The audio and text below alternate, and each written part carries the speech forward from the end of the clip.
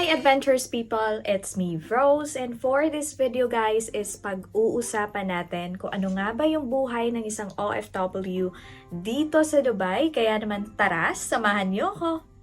So mga adventurous people, before nga tayo mag-start sa ating topic for this video na pag-uusapan, is gusto ko muna guys na mag-thank you sa lahat ng mga sumusuporta sa aking page and sa lahat ng nanunood sa aking mga videos na laging ina-upload dito. And guys, sa mga hindi pa naman dyan nagpa-follow sa akin, please do follow na dyan para naman updated kayo sa aking mga video na ina-upload, and also comment na din, share, and also react sa aking mga content guys. So mga adventurous people, before naman ako mag-start, disclaimer lang din dahil yung aking sasabihin dito sa video is all about based on my personal experience. And if meron kayong objection whether sa aking sinabi dito, well guys, I do respect it. So, back to the content, yung ating pag-uusapan ngayon is all about kung ano nga ba yung expenses naman when it comes to transportation dito sa Dubai. Like for me, as a worker here in Dubai is talaga naman commuters din ako guys. Way back nang nag-start ako dito sa Dubai, 2015 is talagang yung aking transportation na talaga is yung metro dito sa Dubai. And when it says metro sa Dubai guys, talaga namang napaka-accessible lang din siya. And also, napaka-dali din yung biyahe. And talaga naman kung hindi lang din rush hour or yung mga times na merong technical issues yung train, is of course guys, madali lang naman yung pagbabiyahe din sa metro. And also, sobrang bilis lang din yung takbo. Talaga naman guys, napaka-comfortable naman talaga ng metro dito sa Dubai. And also, napakalinis din. They really do maintenance service talaga guys sa metro station. And also sa mga train nila. So guys, let's go back na sa expenses na gusto kong isabi sa inyo dito sa video na to. Is yung cost ng transportation dito sa Dubai. So for me, like as a worker and meron akong routine na lagi ako nagbabiyahe from house and going to my workplace guys, is syempre kailangan i-budget din namin yung aming transportation cost dito sa Dubai. And as I've said nga is yung aking transportation is through metro lang naman.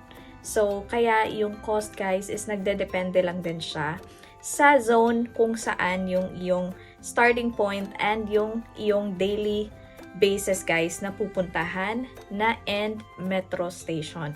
So guys, yung like sa akin before na nag-work pa ako from let's say Borjuman and papunta ako sa aking workplace doon sa may Dubai Internet City. So yun guys is talagang 2 zone siya yung covered niya.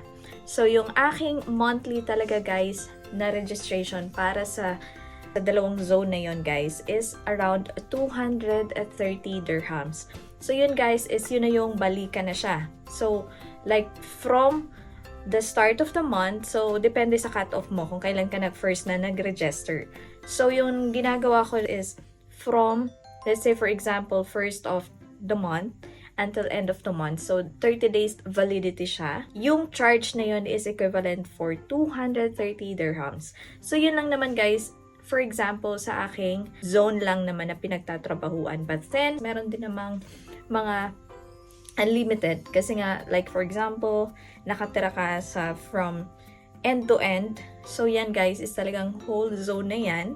So kailangan mo na talagang kumuha ng unlimited zone, yung registration na yon. So I think nagko-cost naman talaga yan ng 350. I'm not sure kung same pa rin yung price. Kasi dati is ganun yung mga presyohan, but then hindi ko na talaga alam din personally. Kasi nga, also guys, ngayon, as I'm working na in a different location, yung transportation ko na din guys is yung car lift. So sa mga OFW na nandito sa Dubai or sa UAE, alam nila kung ano yung ibig sabihin ng car lift. So yan yun guys, yung mga private company, transport company, na nag-cater sila ng mga services din na pick and drop. And meron lang din silang designated area, depende sa location mo kung saan ka mas malapit dun sa pick and drop na location nila.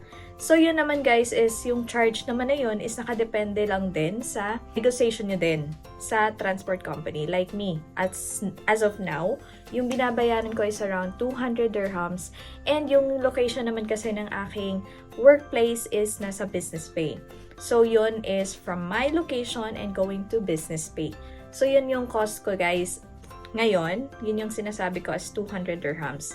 So, yung mga cost ng transportation dito sa Dubai, guys, is depende na din sa area kung saan kayo nagtatrabaho. Kasi nga, iba-iba kasi yung mga presyohan din ng, let's say, pamasahe or yung charge ng car lift. Depende sa location.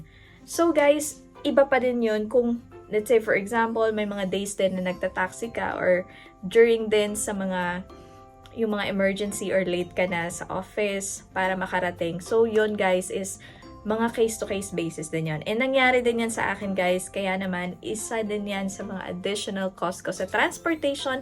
Kasi nga, like for example, late ako and syempre wala na talagang other way, so taxi ka na agad, 'di ba? So, yun yung isa din sa mga additional cost ng transportation. But then, with regards naman sa mga fixed pricing, is nagre-range ang transportation dito guys. Either magte-take ka ng metro or yung car lift. So, based yun guys sa aking personal experience and I would say mga range na guys na mga 200 to 350. So, depende sa iyong workplace and yung location mo din sa bahay. So, but then all in all guys is cheaper pa rin naman yung transportation cost comparing sa food na binanggit ko nga sa inyo sa aking previous vlog and also yung sa accommodation na akin ding sinabi on my previous vlog.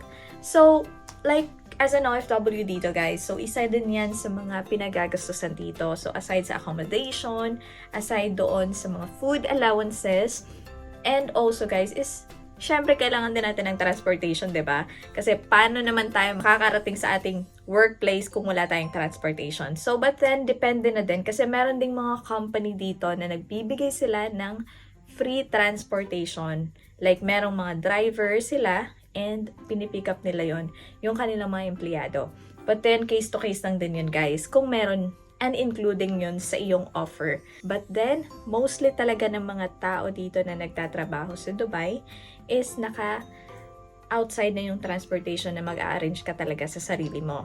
And mostly talaga ng mga workers dito guys is nakadepende sila sa public transport din. Kasi hindi naman lahat dito and hindi mostly ng mga empleyado dito is meron silang mga own vehicle. So, talagang pagka rush hour is sobrang dami talaga guys, siksika na tao, especially mga morning time and yung uwian na din paggabi. Well guys, as me working here for more than 9 years, talaga namang masasabi ko din na mas cheaper din talaga yung budgeting sa transportation comparing sa ibang mga expenses na binabayaran ko dito sa Dubai. So guys, I think yun lang naman ang aking i-share muna sa video na to. And until here, I hope you enjoy my video and thanks for watching. Bye!